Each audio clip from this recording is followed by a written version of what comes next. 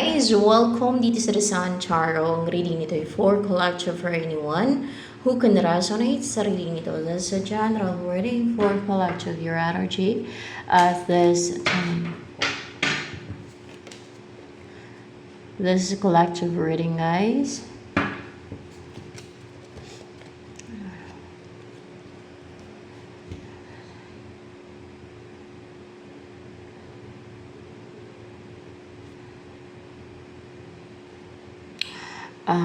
Nag-heal ka ngayon. Oh. Nag-relax. Parang kinakalm yung energy field mo. Binabalance ka. It's healing time. More on healing, balancing your chakras, your mind, your emotion, your body. So soft and feminine yung energy mo. Relax, calm, balance. Yan talaga. Fresh, parang nire-rejuvenate ka ba? Nire-rejuvenate ka talaga. And pinupurify, tinatanggal yung mga toxicities, negativities, kasi hinihili ka pati. Tinatanggal yung mga traumas, phobias, anxieties, and lahat na nagpapa-unbalance sa'yo, no? Lahat na nagpapa-outbalance sa'yo, lahat ng mga nagpapabigat sa'yo, kasi parang maramdaman mo gumagaan at balance ka, hindi ka nabibigatan ngayon, oh. At the same time parang binibuild yung inner power mo, inner strength, at parang ginagrounding ka din pati, parang pinapalibutan ka, o you're surrounded by healing energies or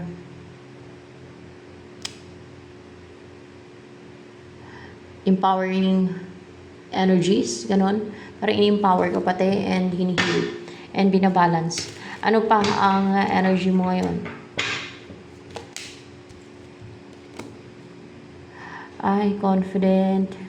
Kasi natanggal yung mga anxieties, trauma, phobia, fear. Balance ka eh. That's why you look so courageous, and you are confident to show your true self, kung ano ka. Hindi ka mahiyain ngayon. Express yourself well. You act and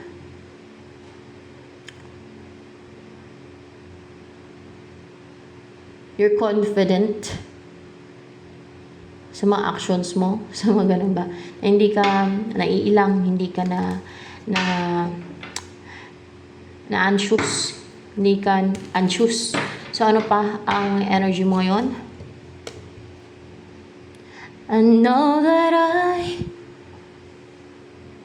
Queen of Earth, talagang grounded, surrounded by healing energies, this green, and parang fresh, it's color freshness, fresh, and stable, secured, comfortable, komportable ka sa surroundings mo yon, sa kung saan ka man ngayon, you feel comfortable, gano'n. You think comfortably, you act comfortably, you go well with the other people kasi wala ka ng anxiety. I mean, wala ka ng negativities kasi, and trauma and phobia. Ano pa? Halos lahat naman ng tao, guys, pag may problema, nakakaranas ng anxiety, gano'n, stress, gano'n. Iba na yung malala talaga, no? Iba naman yung crazy na word, no? Insane. Iba naman yun. Minsan nagiging crazy or nagiging insane yung isang tao, o yun nababaliw na talaga dahil sa dahil sa inggit. Isa yan nakapag-sira ng utak ng tao. Minsan ay ginagawa ng witchcraft, no? pwedeng masiraan ang ulo yung isang tao. Pero kung may pangontra ka, lalo na kung may pampabalik ka, pag ginawan ka ng witchcraft, hindi ikaw yung masiraan ng ulo, kundi yung gumagawa sa iyo ng witchcraft, yun ang masiraan ng ulo.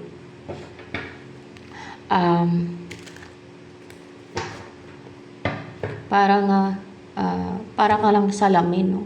Na pag kung ano yung sinent niya sa'yo, sa kanya tumatama, balik sa kanya pag may pampabalik ka. Yung tinatawag na pasumbalik, no? And if you believe in the power of God, yan ang number 1 na magpuprotekta sa'yo, no? Si Jesus Christ at yung God, no? Ayan. Pero mas maganda pa rin na magpunta sa yung mga servants of God na nagpapagaling, nagtatanggal ng mga curse, no, pag ginawan. Katulad kina Catherine Creek, at yung iba pa, at syempre sa mga manggagamot na marunong, yung ganun.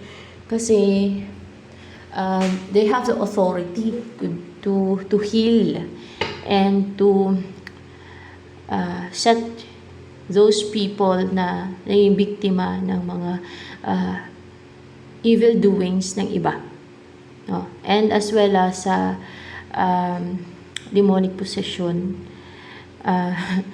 sa mga spirits din, spirits possession, no? It will set you free from that. Kung pumunta ka sa may mga yung mga anointed na tawagin, mga anointed, no? Para ma-anoint, para matanggal yung mga harm at yung mga demonyo at espiritu. Kahit yung mga gumagawa ng witchcraft, guys, sinusulsulan din yan sila. Kahit pa na mayroon na yung espiritu, mga spirits o evil spirits at demonyo sa katawan nila. Kasi pag gumagawa sila ng witchcraft, na-attract nila yon, tinatawag nila yun yung mga yun. Doon na yan sa kanila kumakapit, maliban pa sa mga sinisent nila doon sa mga sinusumpa nilang mga tao, yung ginagawa nila ng witchcraft ba, ganon. Kasi yung witchcraft ay sumpa yan, parang ganon, para isumpa nila yung tao, parang ganon. Pero kung may pampabalik ka nga, hindi sa'yo kakapit yung sumpa, hindi sa'yo tatama.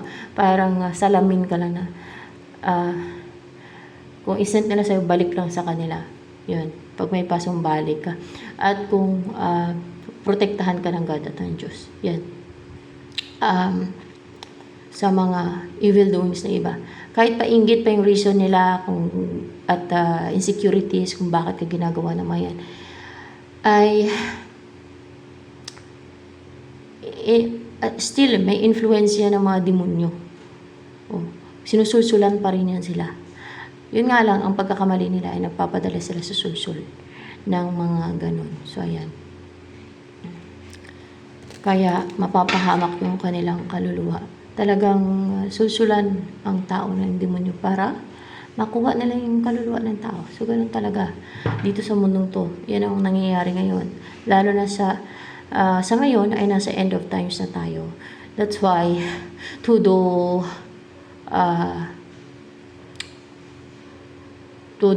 trabaho, todo pang tempt ang mga demonyo na magkasala ang mga tao o ang gumawa ng evil para sa kanila na ang soul, para pagdusahin na sa impyerno ang kaluluwa ng mga gumagawa ng evil at masama. So, yan.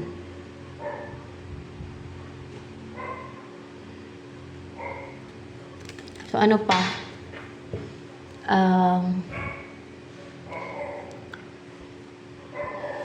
Energy mo ngayon, ano ang darating sa'yo, yun yung energy mo ngayon. You're confident to show your true self, kasi color blue. Parang may freedom ka eh. You have a freedom to express yourself, to express your true self, to be yourself, to be your true self, to be your real self. Ganon.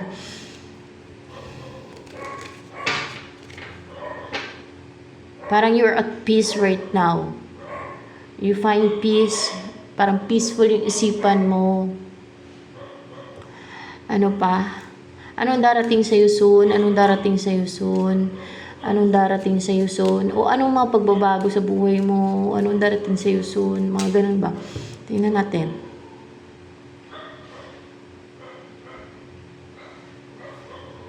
King of Air. And a messages from the angels or your guide. Kasi merong or person ba tong darating sa'yo na guided siya? Person na guided siya. Na may mission siya. May mission siya, may purpose siya. Para siyang messenger of God. Messenger of God siya. Messenger of God. So, ano yan siya? Sugo ba yan? Nabilong ba yan sa sugo yung tao na yan? Sugo. Yan ang mga sugo. Messenger. Kung sa English, search nyo sa Google. Yung sugo ay messenger sa English. Or, yung tinatawag na sugo, messenger. Siyempre, messenger from heaven. Na parang vessel ba? Vessel of God. Ganyan. Messenger. May iba pang term dyan, parang ambassador from heaven. Meron pa. Maliban sa ambassador. And messenger.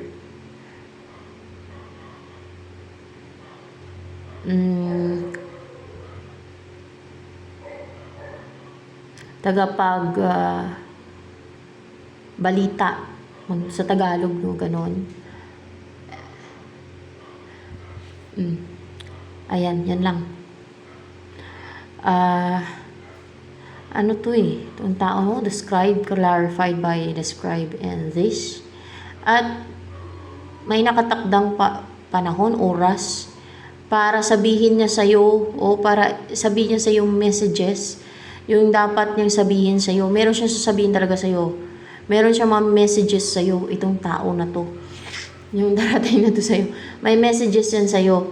And, makikita mo yung sarili mo sa kanya. O makikita niya sa'yo yung sarili niya. Parang may mga similarities kayong dalawa. Pwedeng meron mo siya. Or, may similarities kayong dalawa. Dahil pwedeng sugo ka din. Dahil sugo ka din daw. That's why intuitive ka, may mission ka, kasi sugo ka. Alam niyo yung sugo? Kagaya ko, sugo. Yung may share ng messages. Of course, merong guide yan. Kung ano yung sasabihin mo, basta tama. Of course, basta tama yung guide. Yung guides. Kasi merong mga interrupt dyan ng mga spirits and demonyo. Pag alam nilang may mission ka, talagang atakihin ka din nila, o kaya mga elemento at mga witches, kasi nusulsulan yan ng mga demonyo din yung mga witches para kunwari batuhin ka ng palipad hangin, no? Para pag-initan ka nila, ganun. Kaya yung mga tao, lalo mga masasama at evil ang gawain na klase ng mga tao at yung mga witches, ay naiinis talaga yan sila, na-insecure, na-irita yan sila sa mga sugo, sa chosen one, pinag-initan nila, talagang inaatake nila. Talagang hindi siguro nila ma-explain yung pakiramdam nila kung bakit gano'n. Kasi may mga demonyo sa katawan nila at may mga spirits na yan kasi sila sa katawan. Lalo na yung mga witches. Kasi nga, kung makapit na sa kanila, nasa katawan nila yung demonyo. At mahirap pa nga tanggalin yan. Napanood ko yan kay Catherine Craig, yung mga gumagawa ng witchcraft. Yung mga nakasapi na sa kanila, mga goddess of witchcraft. Matagal tanggalin Kung hindi pa siya nag-renounce ng madami, ay hindi natanggal sa kanya yung goddess of witchcraft na yon. Sabi ng goddess of witchcraft ay, I am powerful, sabi niya. I am the goddess of witchcraft. Sabing ganun pa naman. Matagal tanggalin kung hindi Hindi siya nagrepent at nanghingi ng kapatawaran talaga ng tudo-tudo. Hindi natanggal sa kanya yung goddess of witchcraft na yun. Yung spirito, demonyo yun guys. Yan. Ewan ko kung mapatawad yun sa ginawa niya. Pag hindi niya na siguro uulitin. Oh. Madala yun kasi isipin mo. Parang tinotorment pati siya eh. Hindi na siya siguro pinapatahimik nung ano na yun. Oh. Parang pagod na pagod siya. Parang frustrated.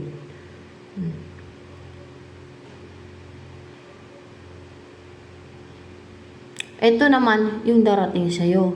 Sugo to yung darating sa'yo kasi sugo ka din.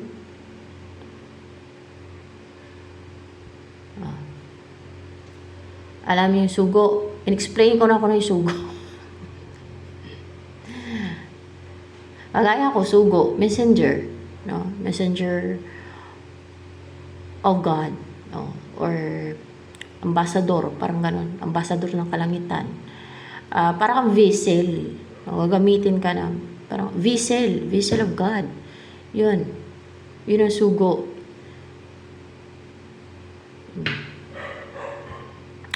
Gagawa ka din. Meron ka din yung mission. Meron kang mission eh. No? Kaya nga intuitive ka din. Ganun naman sugo, intuitive. O kasi may mission ka, may purpose, life purpose, mission, or maybe you have a destiny. O, you're connected sa spirits, sa angels. Sa angels, pagka ganyan, pag sugo ka, magkakaroon ka ng visions niyan. Of course, galing sa angels at sa God yung visions na ibibigay sa'yo, hindi galing sa sa kademonyuhan. And malalaman mo kung ano yung destiny ng iba. Ganun yun eh. Sa kahit anong paraan. Kadalasan sa visions or sa anumang way, no? Pwedeng sa tarot reading din or sa panaginip mo kasi doon yun nakikita yung vision sa panaginip eh. Yung tinatawag na vision. Hindi yun parang nag-imagine ka na parang nag-illusion o yung dito? Yung naging superficial ka na parang nagde-daydreaming. Hindi ganun guys yung vision na tinatawag ha. Iba yung vision, iba naman yung vision na term na yung parang may goal ka, may vision ka, may goal ka, may tina-target kang goal na abutin, no, ma-achieve, ganoon. Iba naman yun. Yung vision naman na katulad ng propesya na yung vision kasi ay para siyang panaginip, no, na para kang nananaginip pero totoo siya o mangyayari siya in reality o totoo siya nangyayari o nangyayari.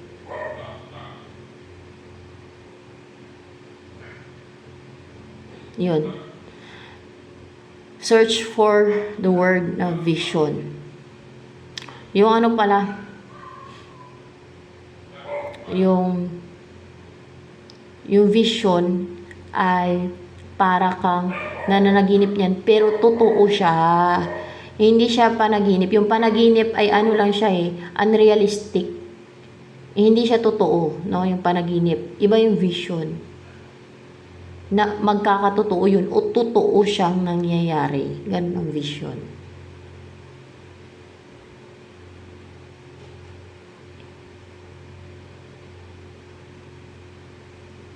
Kunwari ay para ka nananaginip niyan pero hindi siya panaginip. Yun yung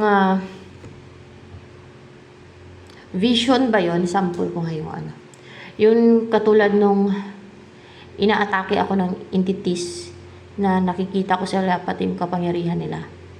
Yung pang-atake nila sa akin. Vision na tawag doon. Parang ganoon.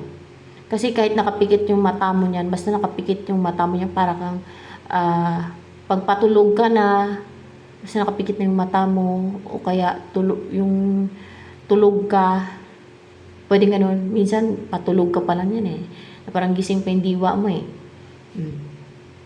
Karoon ka ng vision, pero kung nakapikit na yung mata mo niyan, yan ang vision. O, ganon. Tapos katulad nung nakikita ko yung, ganon din yung vision na yun. Yan ang psychic abilities. Isa yan sa psychic abilities.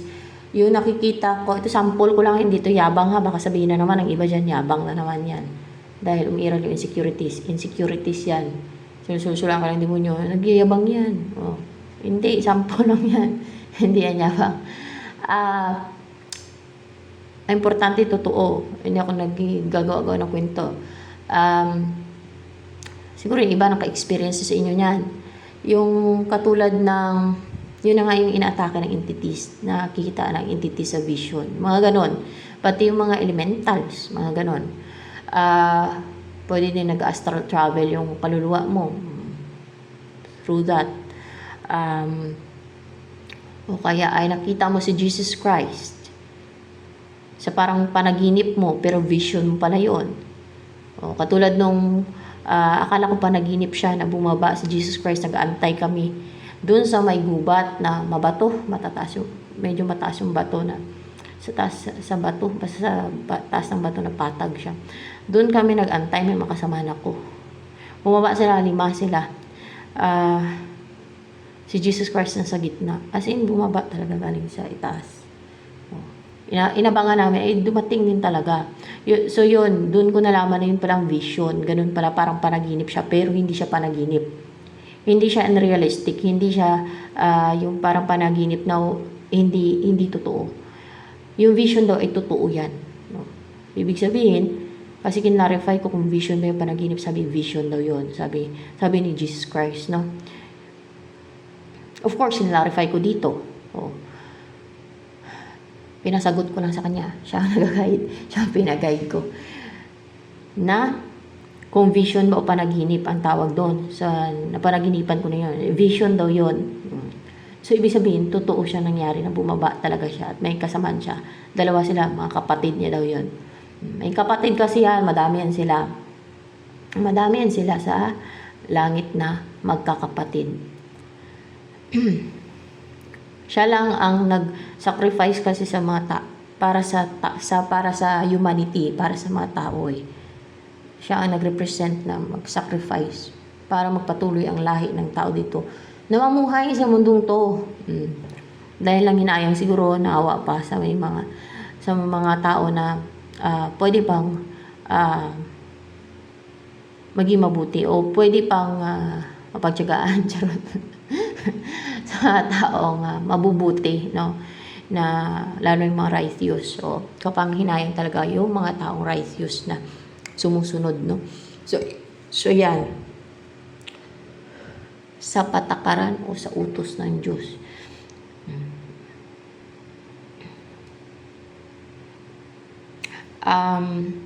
Ganon ang vision. Para siyang panaginip, pero hindi siya panaginip. Kasi yung panaginip ay ano lang yan eh, parang unrealistic yan siya, hindi yan totoo.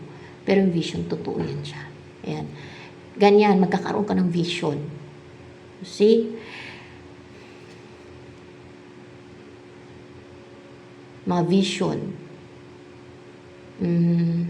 Kilala niyo si Catherine Craig? Sugo yan siya. Yan ang sinabi sa akin ng God, ni Yahweh, na isa sa sugo yan, si Catherine Craig. O, nakita nyo, pati yung may mga autism, yung mga, pero iba-iba siguro yung kakayanan, o pare-pareho lang, ewan ko lang, kasi dadaan ka sa, pagsugo ka, dadaan ka muna sa preparation na tinatawag, may mga pagdadaanan kang challenges, para i-prepare ka sa tamang panahon na, kung kailan ka mag-uumpisahan ng destiny mo, or your life purpose, your mission, ganon. Ganon yun. Si Catherine Craig, kahit yung may mga autism, abay, gumagaling. Naging normal. Kahit yung mga bulag, nakakakita. Kahit yung pilay, kahit lumpo, nakakalakad. So, isa yan sa sinabi na, meron pang isa, African ata yun, sinabi sa akin ni Yahweh. Yun ang isa pa na sugo. Bakit may mga sugo ngayon na pinadala? Kasi nasa end of times na po tayo ngayon. Kahit tingnan nyo sa mga balita, yung mga nangyayari, na propesya sa Bible, yung mga nakaano sa Revelation, prophecy ba yung tawag dyan, na magaganap, no?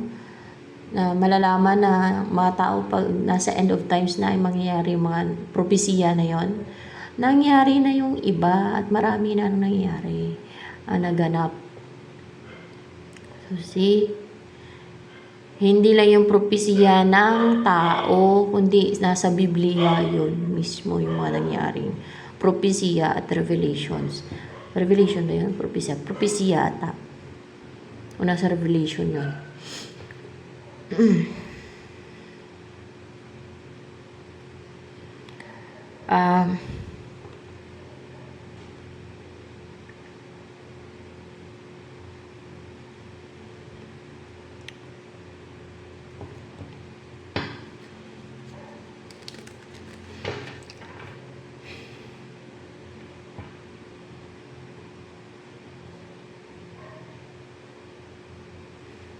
Ano to eh, passionate na person sa pag-share ng balita or sa purpose niya.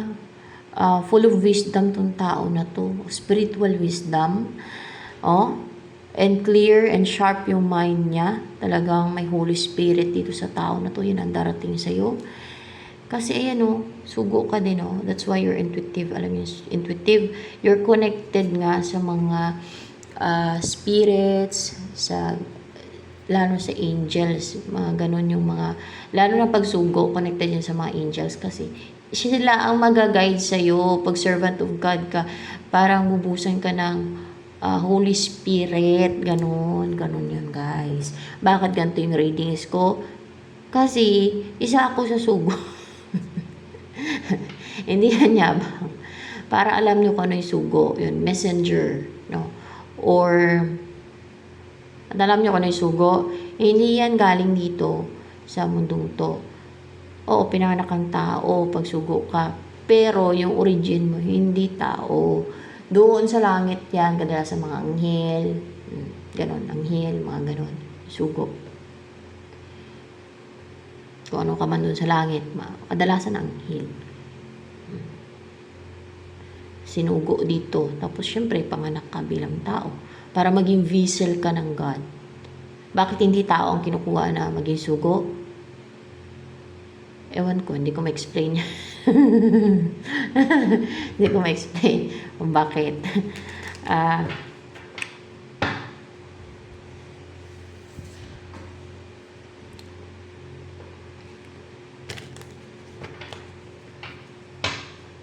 Ewan ko lang kung lahat ng sugo ay may ilaw sa ulo. ewan ko lang kung meron ha.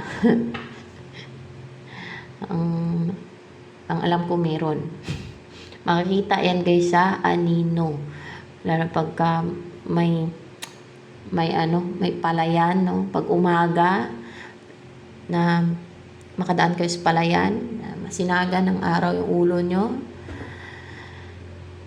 Makikita nyo yung ulo nyo unique. Yung sa anino nyo, syempre.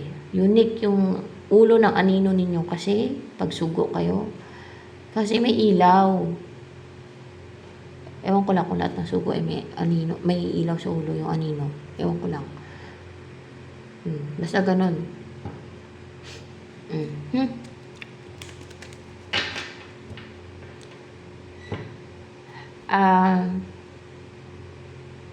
May liwanag na nakapaikot sa ulo. Yung ilaw. So ano pa? Ganon. Yun ang mga indications.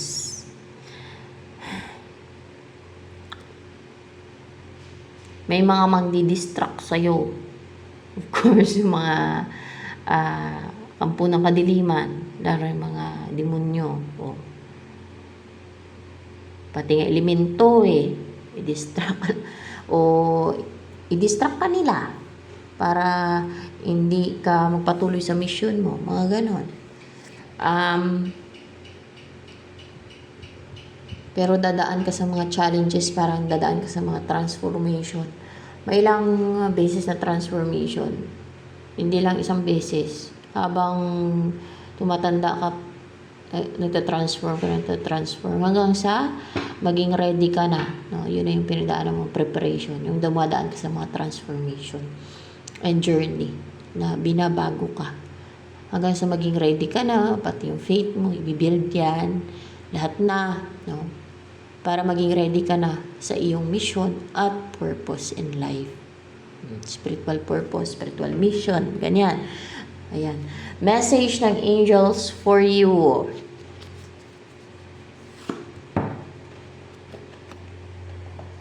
Message ng angels for you.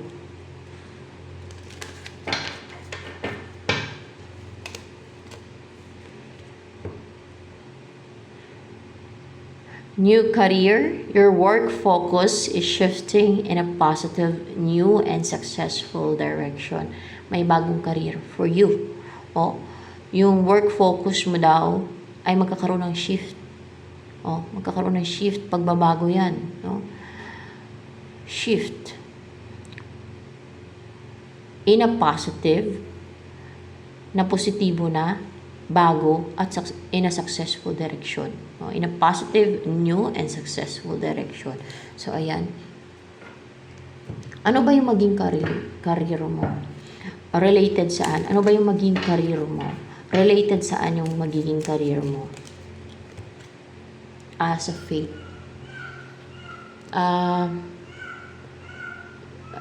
Related sa yung sa pananampalataya, sa pagsunod sa utos ng God, kung ano yung nakalaan para sa iyo. Yung maging sugo na, yung gano'n, yung gagawin mo na yung mission mo bilang sugo. Hindi. Yung gagawin mo yung hindi yan yung career mo. Related sa hiniling mo? Hindi eh.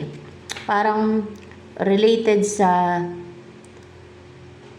life purpose mo. Ay, hindi siya guys. Related sa basta may faith ka nito. Sa paggawa ng miracles.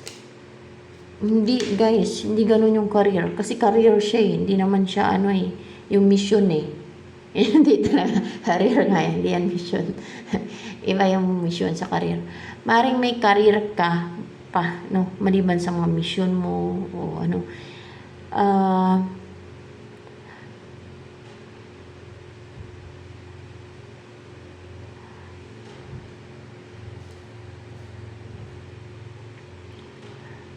Magiging abundant yung buhay mo sa career mo na yan. Tingnan natin. Hindi naman maging abundant o maging prosperous yung buhay mo sa maging bagong career mo na yan, yung career. Maging prosperous yung buhay mo sa magiging bagong career mo. Ayan na guys. Faith, related sa faith talaga yung sabi ko eh. Sa pananampalataya. Related sa faith. Hindi connected sa may destiny mo or ano. Career to, career. Hindi yan destiny. Hindi yan related sa mission or life purpose mo. It's career. Iba naman yan. Career yan, career. Related talaga sa faith to. Yung maging bagong career mo.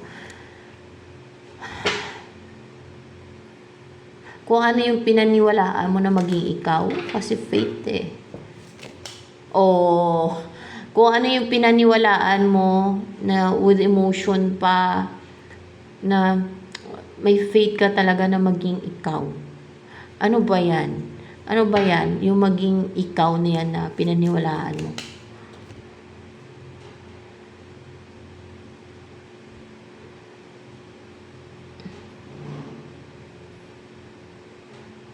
Na maging magaling sumayaw. Na maging magaling sumayaw. Na mahil ka. Kung hindi ka pa magaling sumayaw, ay magiging magaling ka sumayaw. Career to guys. Hindi to mission or life purpose. Career. It's a new career.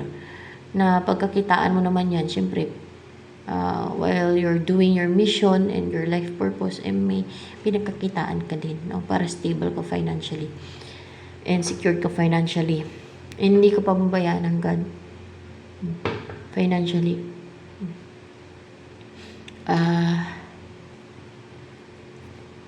Hindi ka pababayaan ng Diyos.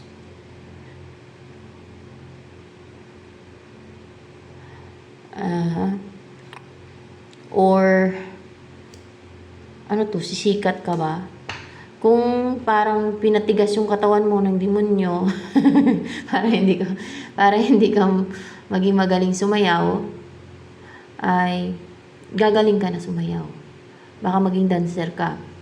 Hindi dancer sa club ha, kundi dancer. Maging ano yan, talented ka? O maging talented, maging talented ka, ito lang sa taas lang, clarification na yun. Magiging talented ka.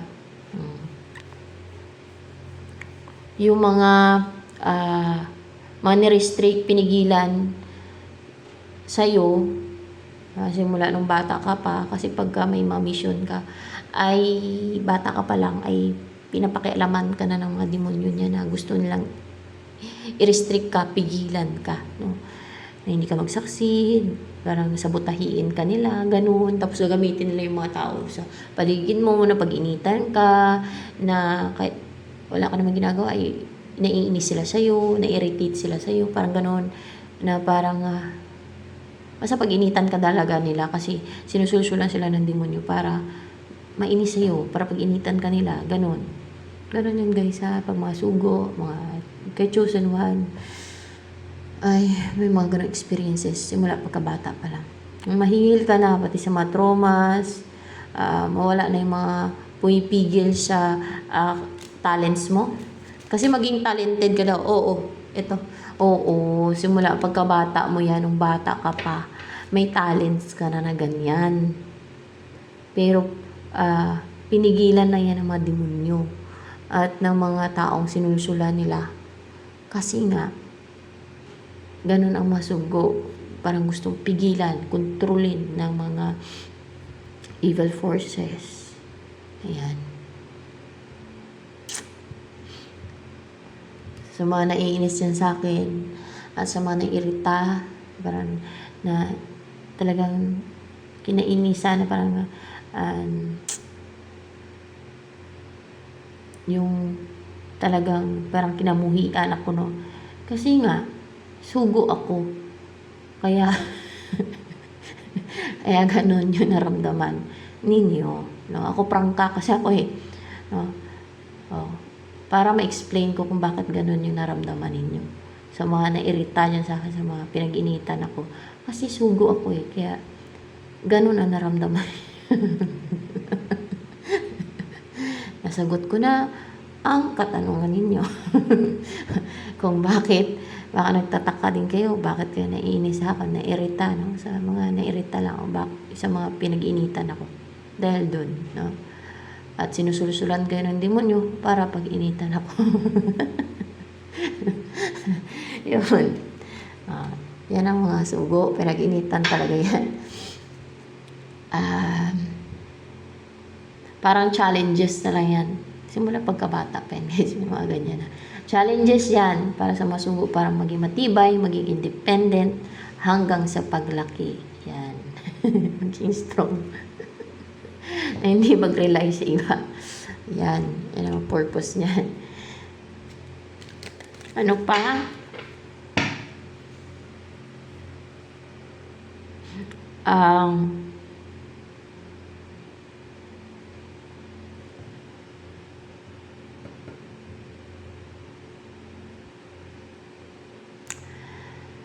Darating sa'yo soon, ay itong taong to, ito muna, na darating sa'yo, kukunin ka ba nitong tao na yan? Ano kayong gamitin ko ito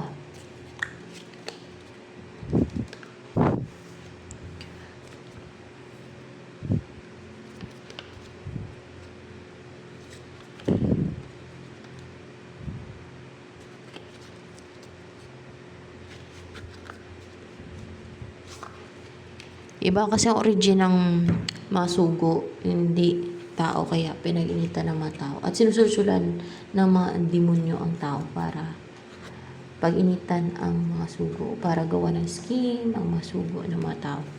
Ayan. Kung bakit umiiral yung insecurities ng mga tao sa mga sugo. O parang pinag-initan talaga eh. Basta nainis talaga sila o na-irritate, pinag-initan. Ganon. Ganon eh.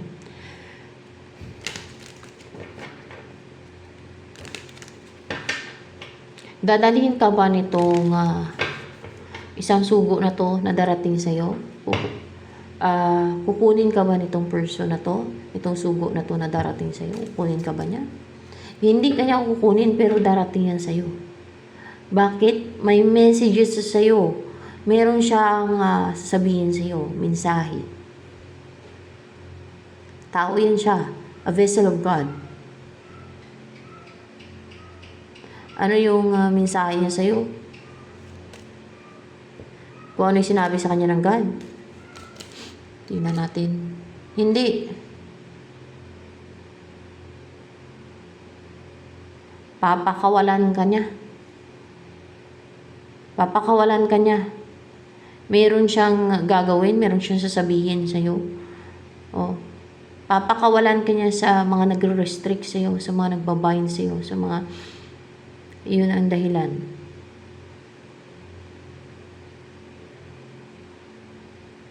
Papakawalan ka niya sa mga sino bang nagbind sa'yo? Evil forces? Evil forces. Pwedeng mga witches o demonyo, mga ganon. Papakawalan ka na dyan. At magiging stable ka na. At ano yun, mag-umpisa ka na ng bagong career, guys. At the same time, gagawin mo na din yung mission mo bilang sugo din. Hindi pa. Hindi, pero sugo ka din. Hindi pa. Mag-focus ka siguro muna sa career mo. Ayan. O sa destiny mo na. Doon ka naman focus sa destiny mo. Hindi pa. Hindi pa sa destiny mo. Kasi alam ko yung pagsugo, may mga destiny pa yan eh.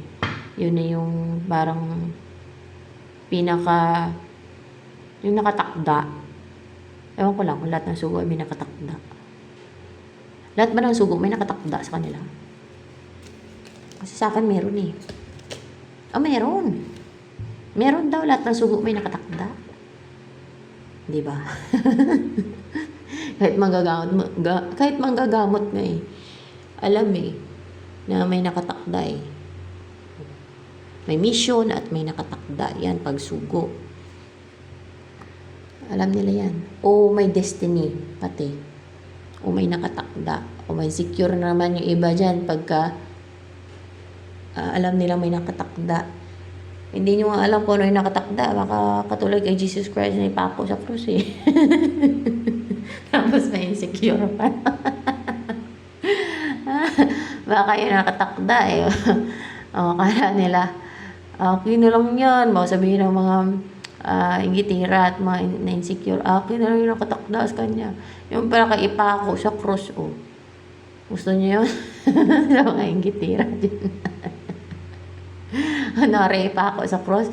Mga ganun yung nakatakda. Akala nyo, may mga itinakda na more on, kadalasan, may sacrifices yan. Akala nila yung yayaman, yung gano'n na nakatakda, na yumaman. Oh, hindi gano'n yun. Tingnan nyo kay Jesus Christ, nakatakda siya na ipako sa cross, di ba? May nakatakdang panahon na ipako siya sa cross. O yun, yun. Oh.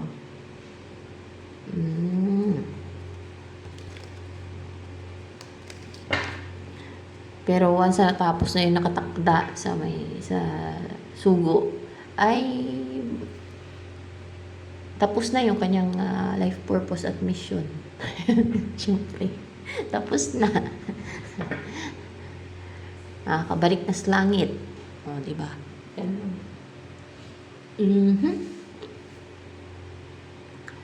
Ganun lang talaga. May sacrifices. Pag mga sugo, yun nga, hindi sugo, may sacrifices eh. Sa buhay minsan eh. siya yung pakawala sa'yo. Set free ka niya. Ano yun? Utusan niya ng God na puntahan ka? Utusan ng God yan. O, nalaman niya. Malalaman mo, inutusan to ng God. Napakawalan ka ng isang sugo na yan. Kasi, nakabind ka, naka-restrict, nakatali. Yan. When it comes sa love life mo, sinong darating sa'yo? Then could I love you more, so much stronger than before. Yung wala kayong chemistry, hindi pa positive and passionate and excited na mag-take ng action sa'yo. Yun ang darating sa'yo. Sino pa? Ano pa yung darating sa'yo? Pagdating sa love life mo? Si High Priest. Ito ba yun? Yung sugo na yan? Yan ba? Ah, hindi. Iba yan. Iba yan. Iba yan siya, guys. Ganun talaga kahit sugo. Minsan na may mga challenges kasi. Yung parang naka-restrict ka. Parang ano yun eh. Parang mga challenges yan siya, guys. Na kailangan mong pagdaanan. Parang dumadaan ka sa transformation. Ganun ba? Ganun talaga yan. Yung pinagdadaanan. Kahit yung mga ibang sugo, may mga pinagdaanan din yan sila. Ganun yun. Si High Priest, yan ang darating sa'yo sa love life mo. Someone na brave, kasi color red and pure. Spiritual. May authority, spiritually. Parang spiritual teacher din, or else ay old soul. Mga ganun, old soul ba yan siya? Parang old soul kung tawagin. Yes, parang old soul siya kung tawagin.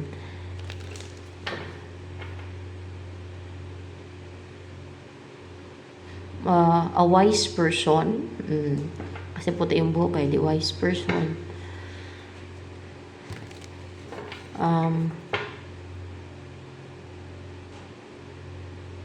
Matapang na and pure yung intention niya na mag-share ng gospel or words of God. Ganyan ba siya, yung high priest? Ay, oo, ganyan siya, yung high priest na yan. Naka-Diyos din. Oh my gosh. So, yan ang darating sa'yo, sa high priest. So, ito na lamang guys for collective reading. Sa mga baguhan po dito sa aking channel, please subscribe. At huwag po ninyong kalimutang i-click ang bell button nang sa ganun ay notify kayo sa mga susunod na videos niya upload ko. At paki-like naman po at paki-comment na rin sa ating comment section box, lalo na sa mga nakarasang sa reading nito.